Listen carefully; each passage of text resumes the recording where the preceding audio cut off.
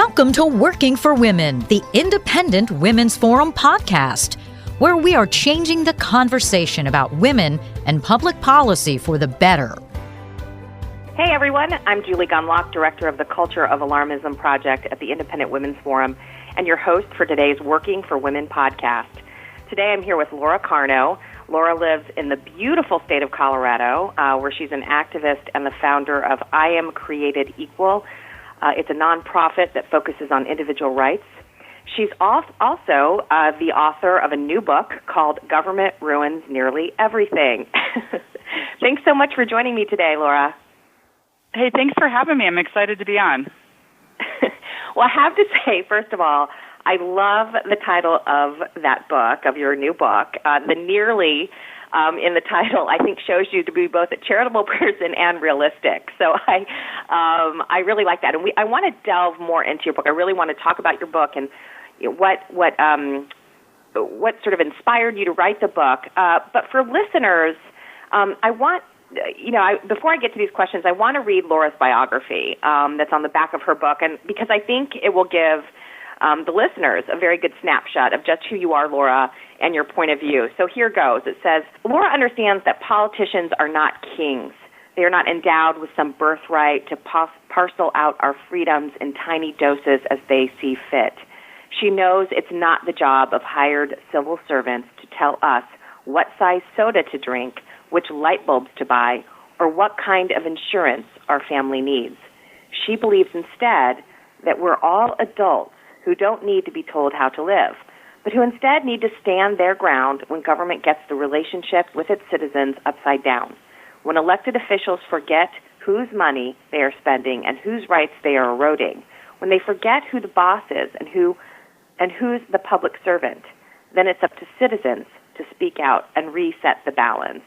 And Laura, that's what you're attempting to do a little bit in this book, I think. You're both speaking out and you're trying to make citizens aware that they need to reset the balance, that there is an imbalance out there, and that it's up to us to reset it. So, again, thanks for joining me today, and I want you to tell me a little bit about this book. Clearly we know the subject matter from the title, but give me a sense of the book, what you write about, and what really inspired you to write it.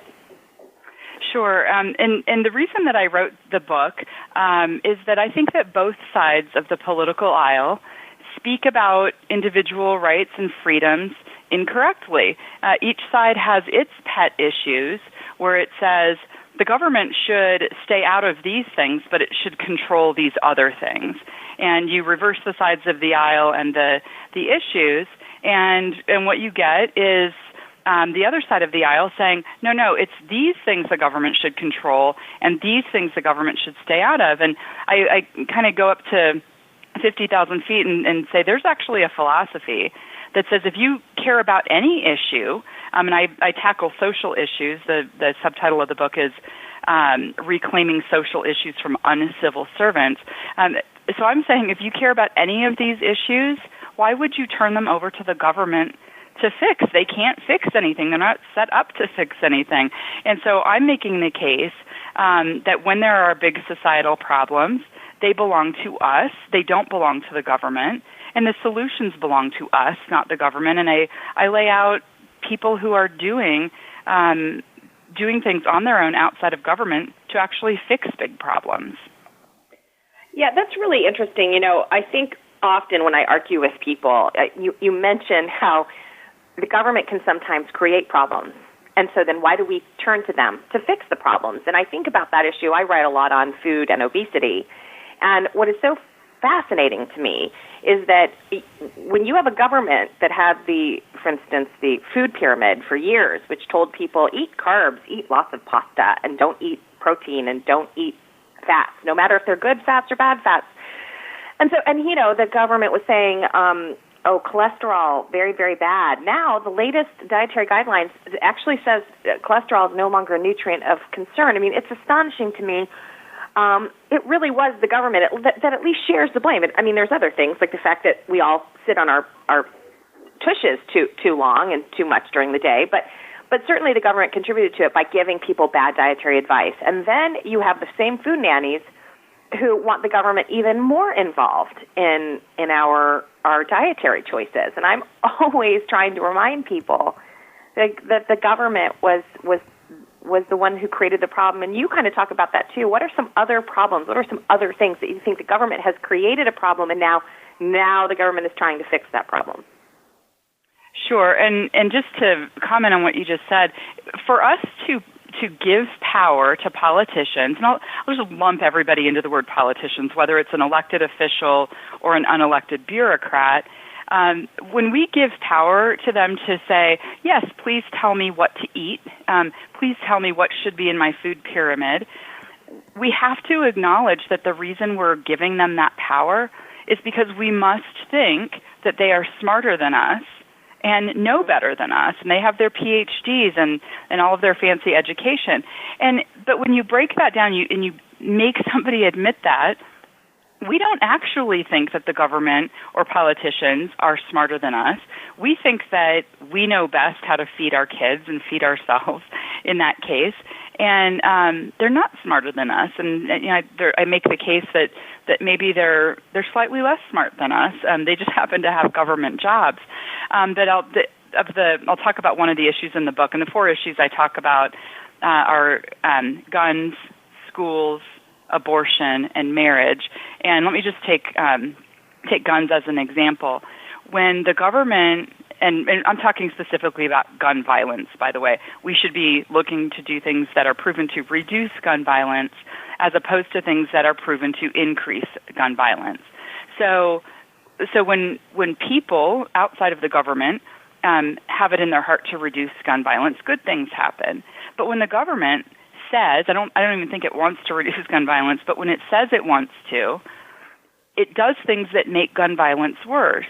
And all we have to do is look at Washington, D.C. or Chicago that has among the most restrictive laws in the country, and it has the highest gun violence. And the inverse is true, where there aren't those restrictions, it keeps the bad guy guessing. Okay, I wonder who might be carrying a firearm, and crime goes down. I'm saying that in a very simplistic way, but every time the government butts into that, things get worse. Yeah, and even after the Orlando shootings, it's really interesting because I think there's a gay gun organization called the Pink Pistols. Their membership has skyrocketed. Gun applications among the LGBT community has skyrocketed. I mean, it's and of course the government reaction is let's disarm the public. Of course, individuals know. Actually, no, that's probably not the best solution. So, individuals always sort of come up with better solutions. Yet the government, wants to, in fact, make it worse, disarming citizens so that that club, nobody was armed in that club, and nobody could shoot back. So you're right that the government almost always chooses the solution that individuals have chosen the opposite of. So that's a great point. The point that I'm trying to make in all of these issues is that we have a lot of feelings about issues. We feel certain ways. I mean, gun violence is terrible, as an example. Everybody agrees on that. But the government is trying to make all of these issues into political footballs. And I'm trying to take a step back in the book and saying, what actually works? I don't care how you feel about it today. What actually works? And then we can focus on the solutions as individuals that have been proven to improve these situations and not make them worse. And when the government makes these issues into political issues, you look at abortion and marriage, for example. Can we please take a step back? They're very tough issues, but can we please take a step back and just ask the question, what improves these? And a spoiler alert, it's not the government, it's people. Right.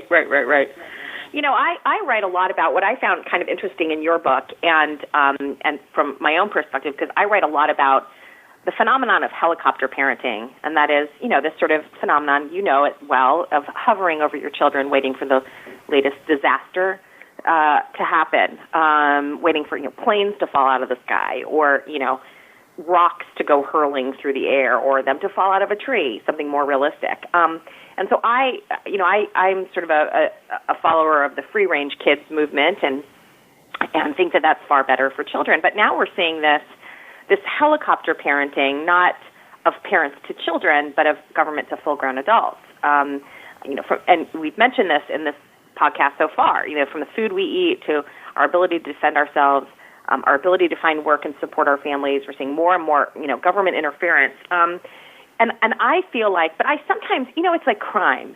You wonder, is so many people think crime is up because of the nonstop coverage of crime, but actually crime rates are down. Crime is way down in this country. And yet people have this idea. I mean, that's ultimately what many people think leads to helicopter parenting, is this idea that we live in, a war zone, when in reality we live in very safe times.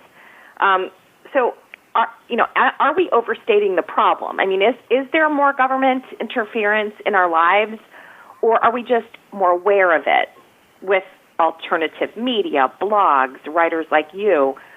Are we overstating this problem a little?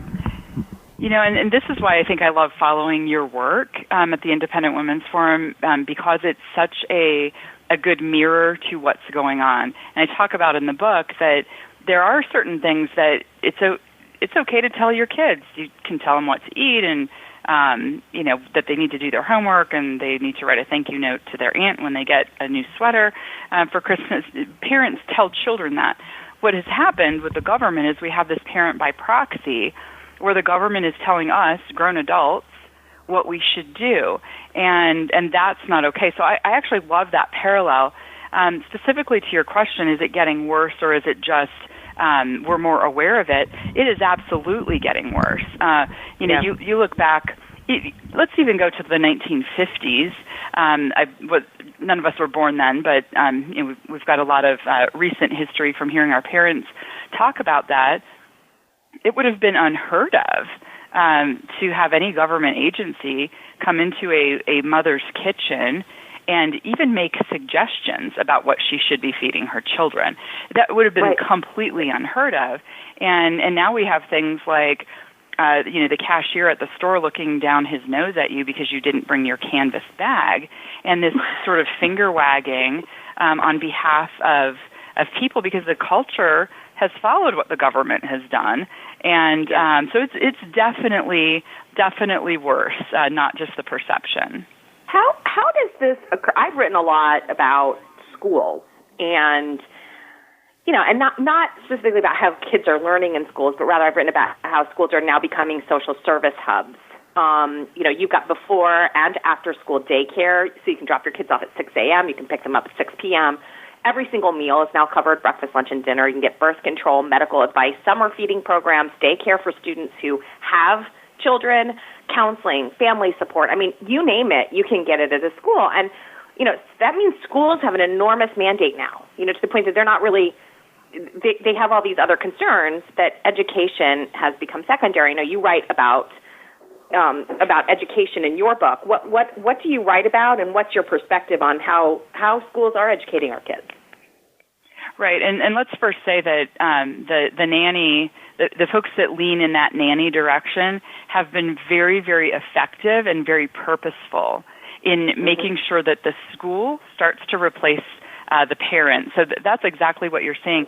What I'm talking about in the book is about schools is how do we improve education. We've had decades of the Federal Department of Education with no improvement, only spending of billions of dollars with no improvement in schools.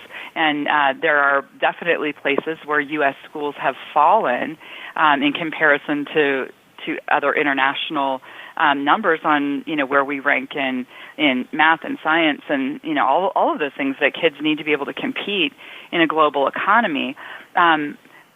Back to government ruins nearly everything. Where government is in control of schools, they don't do as well. Kids don't do as well.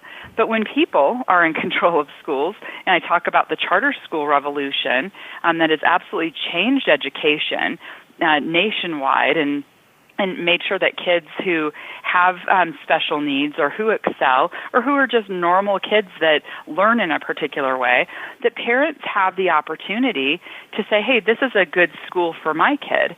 And, back to, taking over all of social services, I like the idea that parents can pick, this is a good school for my kid because I need them to get breakfast, lunch, and dinner. And a different school says we're focusing on reading, writing, and arithmetic and not food. And so a parent can make that choice themselves. And then the market decides who is educating kids better. And I bet it's going to be the school that focuses on the fundamentals that kids are going to need to be successful. And then the market decides. Parents can see these kids are doing better. I want my kid going to this school.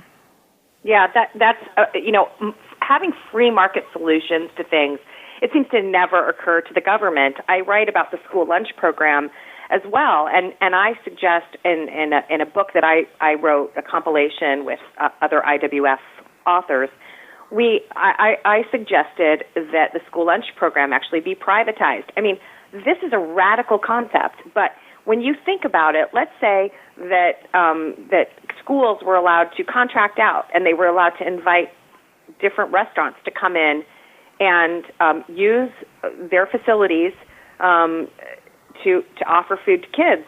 I mean, the restaurants would serve whatever the PTA or the school board or the principal tells them. If they say it has to all be salad, it has to all be healthy proteins, these restaurants would do it because they want that demographic. They want to bring that market into their restaurants. So it would be a boon for them, and it would really help provide sort of better food. They would want to satisfy their customers. So, this was a radical concept, and yet when you think about the school lunch program and what's being served, I mean, no restaurant that serves millions of meals a day is going to be good. The only other meals that the federal government prepares are those for people in jail. Okay, so we're not going to be producing good food. Kids are not going to eat this food.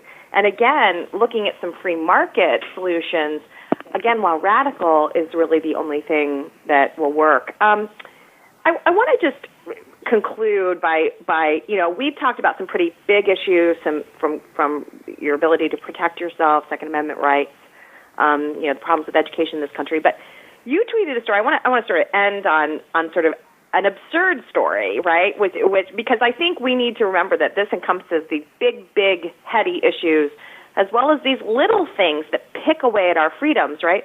So you recently tweeted a story about a decision in Boulder to ban ice cream trucks from public pools, right? And this little girl, I loved the quote you included in your tweet. This little girl, so the city council decides to ban ice cream trucks from going into these public pools. So, the kids come running out of the pool area, and they get an ice cream, they sit on the curb, right? It's kind of a summer tradition. And so this little girl is quoted in the story saying, quote, "But we already have parents to tell us what to do," right? Which is hilarious that she says this. I mean, what an astute observation, right? So do you have any more details on this? Why was this done? And tell us a little bit about this. Sure. So, and God bless that little girl for being smarter than government officials and getting it. So Boulder, for those in Colorado, when you say Boulder, Colorado, it doesn't surprise you that came out of Boulder. It's the same place where they'll look down their nose at you for not having your canvas bag, and all of the right. They're just a very Nanny State type town. And it was being done. The pool is a city-owned facility, and it was being done, quote, for the good of the children. And back to the quote from that kid, we already have parents, and I love that she said that. And I want grown-ups, I want their parents to start saying, "Hey, government, hey, politicians, we're in charge of our children. You're not in charge of our children. We don't need a village. We already have parents, and we'll let our kids know what to eat. Thank you very much." Well, I love also the idea of that these kids are actively getting exercise, and they are running around a pool, they're swimming, they're burning off calories. If you want, I mean, I'm not a nutritionist, I'm a mom, But from a mom perspective, the correct message is when you do hours and hours of very heavy exercise, you can let yourself have a treat. That seems to be a healthy message. I remember they banned CocaCola sponsors a lot of sports teams around the country, a lot of sports programs. And in this one town, Coca-Cola sponsored the big scoreboard on the football field. And some parent activists suddenly noticed that Coca-Cola was on the scoreboard and said, oh, that's terrible. What a terrible message to send to kids. Again, this is a billboard that stands over a stadium where students are actively getting exercise. I mean, that's actually a proper message that you can treat yourself to a cold Coke after you've been on a field running around, playing football and sweating on a hot day. So again, these messages, they lose the point when government comes in and does things like ban an ice cream truck. They're missing the point that the ice cream truck is pulling into a facility that's offering children, an opportunity to burn off every calorie that they'll take in from that ice cream truck. So it's very frustrating to me. Yeah, and it's almost like the Grinch that stole Christmas. Does the government not want kids to have fun? We all remember the ice cream truck coming through the neighborhood, and you're running to catch the ice cream truck, and you're getting a treat, and there's not much that you can do to get in trouble there. You were out playing, and it was up to your parents whether you're going to have ice cream or not, because you had to get the money from them. The government, yeah. So why is it up to them to determine not just what we eat, but how much fun kids can have? It's really out of bounds, out of control, and I'm glad you mentioned this because I love that little girl's quote that is exactly what adults should be saying to their politicians. Well, I agree, and I don't mean to be cynical, but I think it's very telling when you have examples like this of city councils banning things or of the school lunch program being expanded. Okay, they actively encouraged schools to enroll more and more kids, and the reason is, they actively discouraged home-packed meals, and the reason is because government can't control a parent from putting a Twinkie or something sweet or something unhealthy in a lunch bag. But the government can set rules. The USDA can tell the lunch lady, nope, you're not allowed to put butter on that, and nope, you're not allowed to put cheese on that. So it isn't about health. It isn't about safety. It isn't about making people's lives better, as the government claims it is. It's about control. It's always been about control. Right. And then that's why I like the line, it's not their job. Because there are so many things that the government does that isn't their job. There's nothing that says that the government must take care of these things for us. And, I love the light bulb example. I really love the light from incandescent light bulbs. I don't like the light from fluorescent light bulbs and the compact fluorescents. I know that I'm going to pay more in electricity and I'm going to buy light bulbs more frequently. It is my checkbook. I get to make that decision. They don't. It's not their job.